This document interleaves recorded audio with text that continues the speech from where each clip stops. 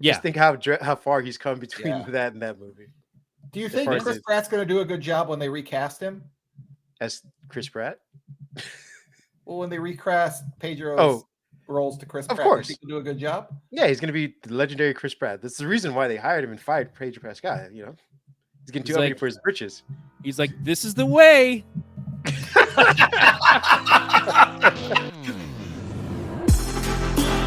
Matrix movies. Chris Pratt is just assimilating all movie work until he is every part of every film, and nothing else exists but Chris Pratt talking to Chris Pratt about Chris Pratt. Basically, Oh, God. He- And he's then we'll taking over the we'll overall. never again beat the. Oh God! Now I can't think of the thing. Where two ladies have to talk to each other about things that aren't a dude. The The Bechdel test? Bechdel test. We'll never pass it because it'll always be Chris Pratt talking to Chris Pratt. In the 1980s, cartoonist Alison Bechdel observed a frustrating trend in pop culture. Most films only had a single female character. And when there were multiple women in a film, their storylines almost always revolved around men. Just call him. Say hello. He's in my book club. Why is there a woman in this picture? It's his wife. This realization inspired her to create a comic called The Rule. I only go to a movie if it satisfies 3 basic requirements. 1, it has to have at least 2 women in it, who 2, talk to each other, about 3, something besides a man. These requirements form the foundation of the Bechdel test, which has become a tool used to call attention to gender inequality in pop culture. For example, this scene fails the Bechdel test. Who's Alan's friend? Hugh. He's a bit of a cad, actually. So my type, then. While this scene passes it. You have no style or sense of fashion. Well, I think that depends on what you're... No. That wasn't a question. But then it'll Yeah, be but the what if Chris, it's- What it'll if be it's the Chris Pratt test. Yeah, what if it's a Chris Pratt female voice? It's where he's just like, it's me, Princess Peach. There you go. I love Exactly. that, Mario. Bingo. Oh, but I talked about Mario though, so So see, it's what- so tough. it's me, Princess Peach. Fuck Toad. There you go. Is that better? Now, did any of you actually watch the movie? Yeah. I loved all of the artwork. The movie itself I is didn't- lacking. Yeah, I didn't mind the design. It was pretty kind of evergreen, kind of not. It was a new. I mean, to a certain degree, it is a new take on Mario and the rest of the crew. So, like, it is a new kind of evergreen. Like, this is our take on it. It's fine. I wasn't upset by it. I think I even talked about how Illumination did this, and then we also have the trailer for Duck Hunt the movie called Migration, and so there's that. Yeah. It's fine. I think the weirdest thing is that we got this, and then we got word that we're gonna get a live action Zelda movie, which I'm like, I don't need a live. You can give me more CG if it's better done. Like, I just feels so like there's no heart. There's no like, oh, I've got a story to tell. What's the story? A guy does a thing. I don't fucking About care. the plumber that saves a kingdom. I Jack mean- Black's gonna sing. Mario, Luigi, and a Donkey Kong too. 1,000 troops of Koopas couldn't keep me from you. Princess Peach at the end of the line. I'll make you mine. Oh, peaches, peaches, peaches, peaches, peaches, peaches, peaches, peaches, peaches, peaches. Yeah, I mean, yeah, I will. he was Yeah, nominated Jack for that Black. song, too. That's the pinnacle of this movie. That's the takeaway is that I'm everyone's not like gonna lie to you singing guys. about I peaches. mean, I know how much you don't like him, but I actually Who? thought Seth Rogen was really good in this movie. He gave Donkey Kong personality that I hadn't been expecting. But Okay, that was my impression. Like I said, that's fine. Was that personality just Seth Rogen? Yeah, was it just Seth Rogen? No, not necessarily. I mean, yeah, he has this iconic laugh or whatever, but he was kind of this. Bold of you to call it iconic. I mean, when you hear it, you know who that is. Yeah, get iconic. I mean, he kind of plays this, sort of frat boyish, but What? entitled version of Donkey Kong. Because there's Donkey Kong's dad who is the king, and he kind of believes he's just going to naturally inherit the throne. and ends up losing to Mario in this battle, whatever. So, and that continues, that also plays out in some other things and why he kind of partners with Mario eventually as well. So there was again more added layer than just like I'm an angry gorilla throwing stuff. That's what I thought. Out of all the things in there, I wasn't a big fan of what's his name from It's Always Sunny? Charlie Day. Yeah, Charlie they Day. kind of I felt like he could have done more, but they kind of stashed him away in the movie. Yeah, I don't think they gave him anything to do. I think that like a lot of people came out of this saying like, well, I'd like to see a Luigi's Mansion movie where it's like him being a Ghostbuster. That would have been awesome. Yeah, and it's like, but no, why would we? This movie just feels so kind of like we made a movie, like just give us the money, like just I don't know. It didn't feel like there was any like I didn't care. I didn't care about any of the characters. I wasn't engaged. Also, but on that note too, I'm likely not the demographic they're aiming for anymore. Like my time with Mario was back with John Leguizamo, and you know what? I laughed, I cried, I enjoyed. I disagree though. I feel like you are the target audience for this. Absolutely not. No, I'm definitely not. No, you may not like it, but I do believe you're the target audience. Well, then they missed the target because I didn't like it. So I'm giving them the benefit of the doubt that I was not the target, and that's why I didn't like it. Because I'm trying to think of like, are you buying Mario games? Are you buying toys? That is the target audience. Am I buying toys? Absolutely. You buying Mario toys? No. Are you buying Mario games? We actually no, nothing new. Yeah. We have Mario Kart 8 from like. And look at our lead image when that came in, and they made sure to include. They made sure to include. I don't know, 7.5, 8 minutes of Mario Kart racing in this movie for this specific reason. Yeah, and we also have Mario Party that we play whenever. And Luigi's Mansion, wasn't that like what was that 2000? They've had a couple iterations, early 2000s, but you know, Nintendo loves to remake a game more than anything else. So I'm just saying, like again, I agree that they missed the mark with you, but I do believe you're the target because I don't know. I mean, how many younger audience members are this super nostalgic about Mario? They're not nostalgic. This is some of them have just played a little bit of the games, and this is their first like intro to a story behind Mario, aside from him spraying water for Mario Sunshine or him playing Mario Kart. Let's back off on Mario Sunshine. That's also like 20 years ago. Current Mario would be like Mario Wonder. Odyssey. It's him throwing his cap on other people. That's which is fine. Like that's again, I'm not the target demo. I think that it is geared towards kids because it is a bit of an evergreen thing of just like there's always going to be new kids to pick up to be like, and also their parents being like, I can trust you with Mario. It's fine. And the reason why I disagree is because the stuff that they do in the movie isn't from newer games. Like things kids. It's the DreamWorks model. Yeah, it's Illumination. So like, it's pretty. It's for kids, but there's a bunch of like. No, that's what I'm disagreeing. Like I feel like just like the What If Marvel series, just because it's animated doesn't mean it's for kids. And I think just because this we're not saying that. We didn't say that. You're inferring that. But you're saying it looks pretty based on the animation, and I'm saying based on the animation isn't the draw for kids. The stuff that's happening in the game or in the movie are all things that harken back to older games for older people. Like they didn't add new elements from newer games in this particular movie. I'm going to contradict myself here because I'm just thinking about it more. Probably a lot of kids have played the older Mario games because Nintendo re-releases them every 20 minutes. Like, oh, okay, you like Mario Brothers? Here it is again. Okay, this time we flip colors. And the kids have played the other iterations of Mario Kart. It's been around for so long because kids of many different generations have played a version of Mario Kart. So it's saying it's like, oh, this isn't a recent game. It's like, I mean, the most recent iteration is still Mario Kart 8 Deluxe, and Mario Kart 8 was on the Wii as well as the Switch now. Wii U. Okay, and so like that's a pretty long. The Wii U generations. What is that? Have played Mario Kart generations. 15 years old. That's how that works. I guess. All right. Yeah.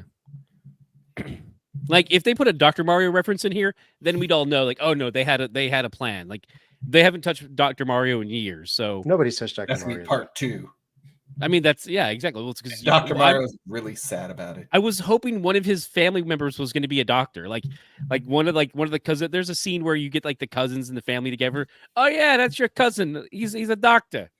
Like because you got Luigi Mario and Mario. Pardon God, me. just not great. No.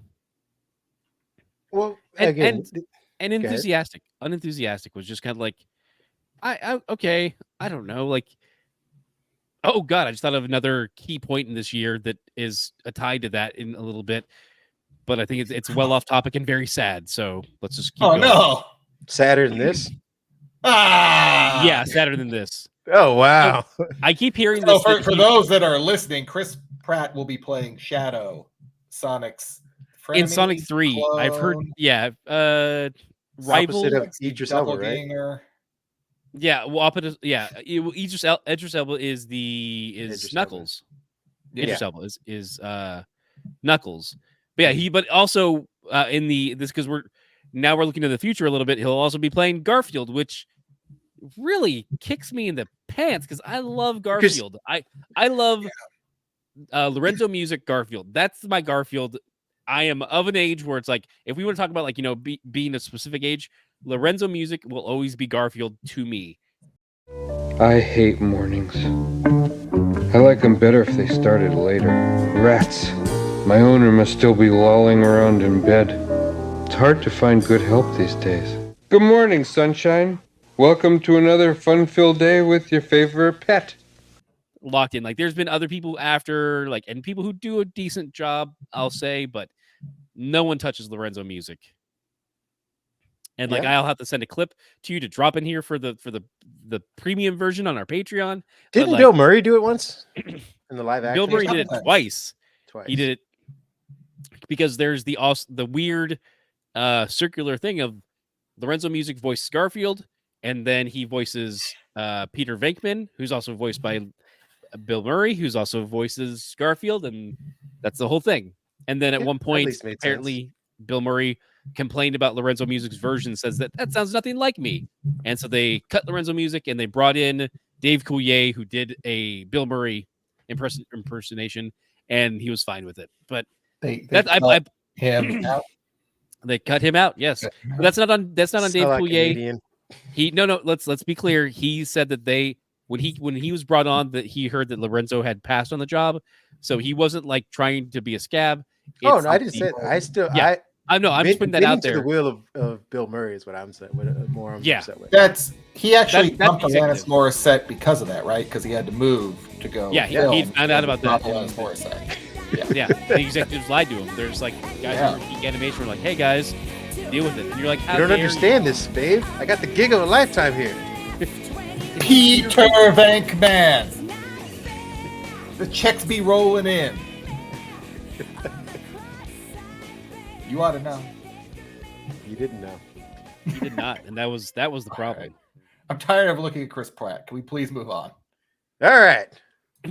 Go into our next subject, which is The Last of Us, which made, I don't know, it solidified.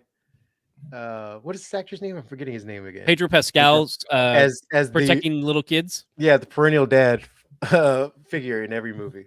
Yeah, for at least this generation, he is the go-to dad. Like, some people may have had Mr. Mom, not Michael Keaton. Yeah, Michael Keaton. That was Michael Keaton, but that was only in the one movie though. I mean, he is also in Gung Ho, and like he was in other things too. There's a time where you may have saw a father figure as Michael Keaton. Dream Team. There you go.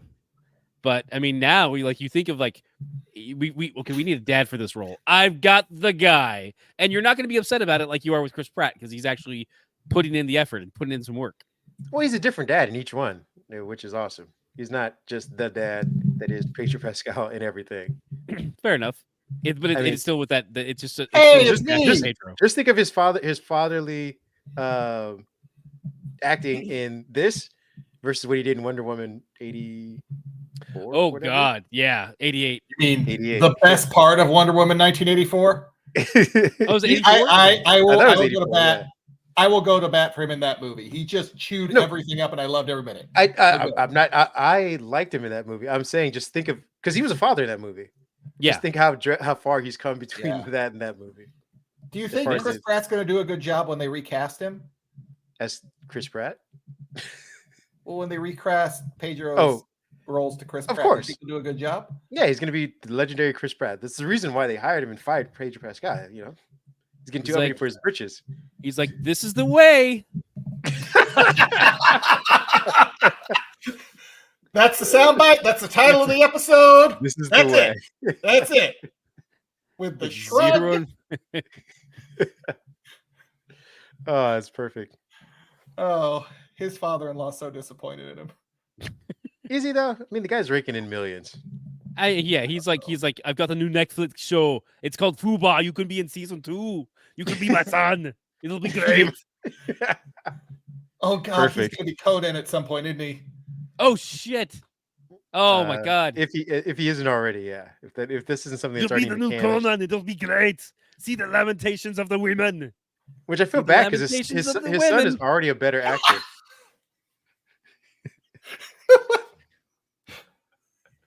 Perfect. Wait, but we have another Schwarzenegger son though out there doing stuff. Yeah, so I'm saying he's already a better actor. It wasn't supposed to happen like this.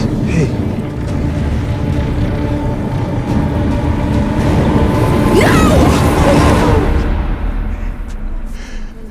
I'm sorry. It's okay. It's okay. I love you. I love you too. I'm so sorry. It's okay. It's okay.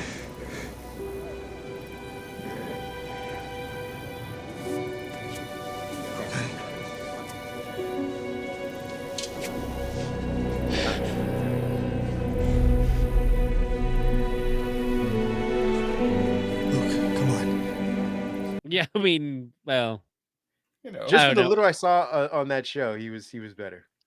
My problem isn't. I mean, yes, my problem is with his acting, but it's also the volume that we keep getting. Like, if we got it a little less frequently, maybe I could appreciate some of the performances better.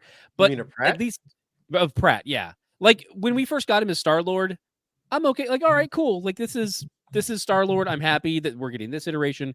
It's fine. But it's just like, well, here's like another scoop and another scoop. Like, okay, he is not the underlying theme of all these movies. Like, give me something with some character. Like, I want not just that's the biggest problem from Mario to Garfield to all these other roles is that it's just becoming this homogenized bleh of a performance.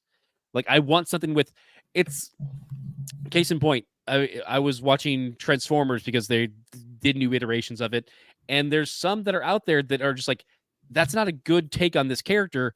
And then they have one character like, oh no, this character decided to bring in an accent and infuse something to the character, and you're just not getting that with the Pratt stuff. It's just so like it's just more Pratt. It's kind of similar to what we're dealing with Seth Rogen. It's just like it's still just Seth Rogen doing Seth Rogen, which if that's what the role calls for, that's fine. But it's like if you're giving it to me every single day, it doesn't feel unique or interesting.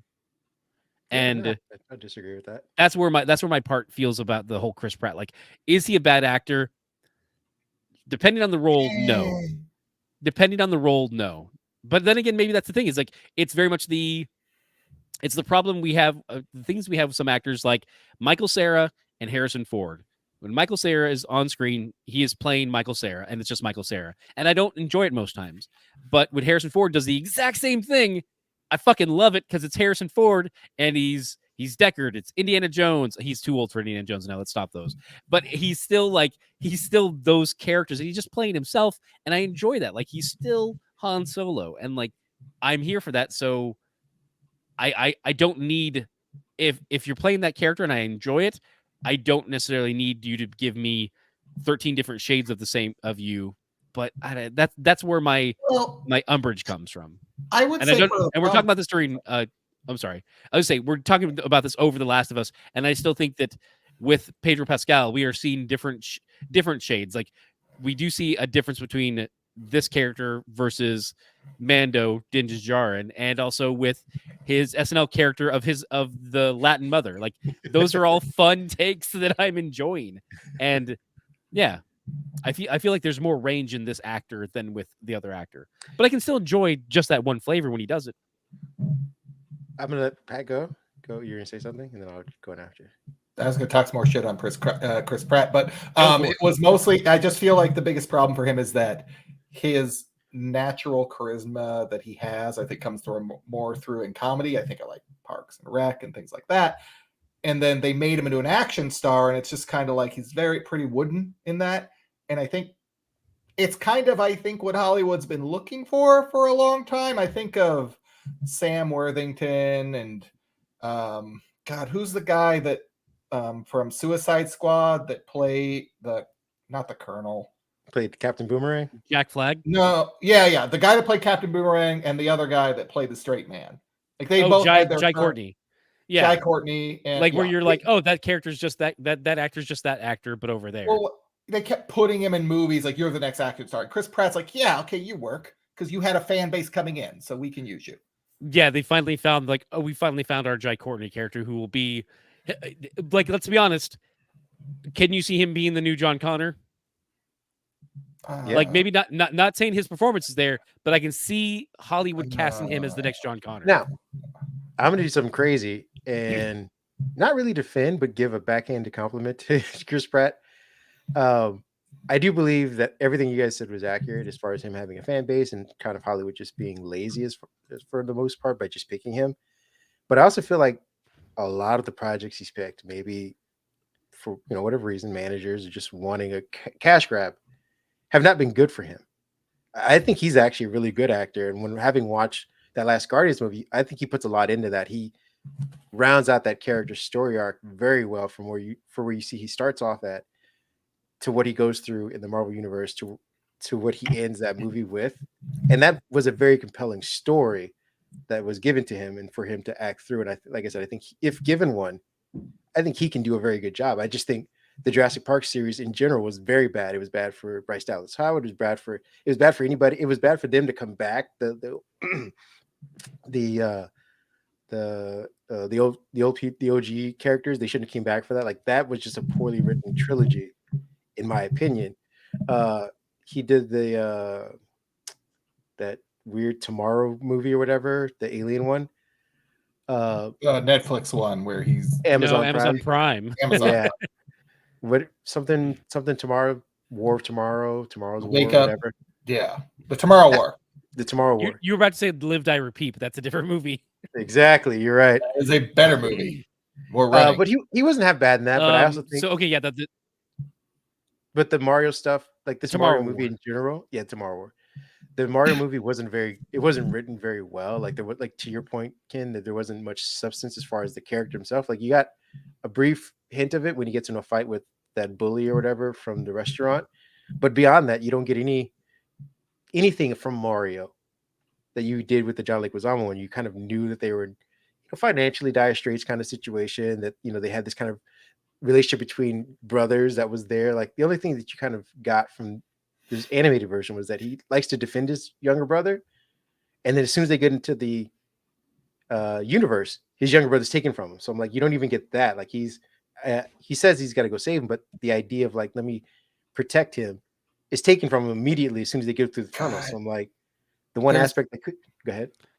Sorry, no, please. I'm saying the one aspect that could have made the movie even better, despite his very bland and non-offensive Italian accent, which, for whatever reason, that's what they chose to do. There was just not enough story there. And I think we could have overlooked his voice casting if there was story there. Like if you could have been like, oh, yeah, that was a good movie. Like I wasn't particularly fond of his voice, but that movie was good. That character Mario, that version of Mario was good. It wasn't. So he's picking projects, I think, and they're ending up not being good. And so that's also making me, or other people second guess his ability to act. And I think he's a good actor. He's picking too many projects. Hollywood's giving him too many opportunities, so to speak, and they're turning out to not be very good. Yeah. He's on the Margot Robbie train, if you know what I mean. I was about to say that. Also, I still feel bad that we're talking about Pratt over the. No, it's a great Pedro Pascal segment. It's great. Okay, speaking of which, go ahead. I was gonna say on the note of like projects where it's like he's getting cast too often. With another movie, if you look back at the Lego movie, that's another movie where you're like, oh, I don't expect anything from this because it's the Lego movie, and yet Miller and Lord knocked that movie out of the park, and his role is great in it. And given he's like, it's more of an ensemble movie at times because you do have other actors in there like doing some lifting. but it is a lot more. They gave him more to do. What? I don't think he's ever had an original thought. That's not true. Introducing the double-decker couch. So everyone could watch TV together and be buddies. That is literally the dumbest thing I've ever heard. Let me handle this. That idea is just the worst. And I think that's where, like, it's like, if stop taking so many jobs and take the jobs that give you something to perform with. And I don't think Mario gave him a chance to really stretch any muscles. So yeah, I guess my question then, in the counterpoint in this would be, is the issue he's now being cast in things that we have an emotional attachment to already? Like the Lego movie, he was just a character. It didn't matter. But these, like Mario, we grew up with, it means something. Garfield, we grew up with, it means something. And we have a certain version of Mario and Garfield and those characters in our head. And he is definitely not going to be playing that version. No, I mean, like I was saying earlier, I don't think it necessarily would have. Yeah, the Mario accent is offensive. I mean, there's no way we can really get around that. So him choosing not to have that, even though it's iconic for us, I don't think is negating the fact that it could have been a good movie had it been written better. I don't think it. I didn't go in saying like it has to be this accent and it has to be this type of movie. And when I came out of it, I was like, this wasn't a good movie. Yeah, I'm with Kareem on this one, where it's like, I feel, yes, it is. There is maybe some existing attachments, and so I am going to have a certain bar that they need to clear. But I also don't think that they're really trying to clear the bar. Like the idea of like, this is a Garfield movie about him meeting his father, Samuel Jackson. Like, okay, I guess I don't know where or why I'm like going back. You can watch the Christmas special for Garfield, and it's just about him experiencing Christmas with John's family and stuff like that. And it's touching, and it's like, it's just this is Garfield we're talking about. Like, I shouldn't have like, oh wow, this is hitting me in some feels. I'm like, it's just Garfield. It's just the cat who eats lasagna. Why you gotta make me sad? Why you gotta do that? That's my thing. Is like I'm sad now. Oh. They put in the effort, and it didn't feel like the Mario movie put in the effort or put in the work, or both. This was a great segment on The Last of Us. Well, just we'll briefly cover this and then wrap it up. But did you guys watch the show, right? Either one of you, or no? Yeah, enough of it every week. Yeah. Wait, what? I thought it was a good adaptation for what they went for what they displayed, for what the budget was, and for what their casting is. I thought they nailed 95% of it. And everyone was really fond of the clickers, or what they're called, or whatnot. Yeah, the clickers. They did great costume work and makeup for that stuff. I actually liked Ellie. Grew on me. She was a different take from Lady Mormont. Yeah, she's a different take from what you get in the game, but I actually ended up enjoying that. And her interactions with Pedro were great. They felt genuine. I don't know how long they worked together before they started filming, but they definitely felt genuine going throughout the show. I look forward to how many more seasons can they do? They can drag out. Well, they chewed a lot up. Yeah. Well, it's interesting because they've already casted people from the second game, from the second game already, for this upcoming season. Now, I don't know if that means that they're just going to sprinkle them in while they finish necessarily finish up what happens in the first game in this, and saying like, all right, we're going to show you hints of this and then drag it out for realistically speaking, maybe 3 seasons. Beyond that, I think you're starting to Game of Thrones it. Very much so, very quickly. Like the Lost problem. Got a great idea. Run it. Okay, we need 6 more seasons. Shit. Yeah. This is definitely, they can get more out of it than they did Watchmen and have it still be good. But I don't think you get much more out of it after a 3rd season. The Watchmen was so smart. We did a season. It was great. There's no more story we need to tell here. This is fine. We can go. Yeah. It's okay. We're gonna walk. Now we'll see how long they stay away from that though, because I feel like they're crack addicts. I mean, DC Comics is probably making After Watchmen as we speak. Watching the Watchers of the Watchmen. Well, watching the Watchmen is a trade paperback, but I think it's out of print now. Okay. And that's why I added the 3rd watching. Yeah. Were you? Hey, were you? Wait. So we met up this weekend, and we were at the shop when I got that call about the Watchmen. I don't know if that was the reason why you made that call back, but I was I was at the shop, and we had a customer looking for that trade. That's why I know it so fresh in my head. It must be stuck in my head from it. So yeah. Yeah, it's all good. Looking for Last of Us 2. Oh, and The Offerman. Did you get to that part yet, Pat? Yeah, that's the episode that kind of made the whole.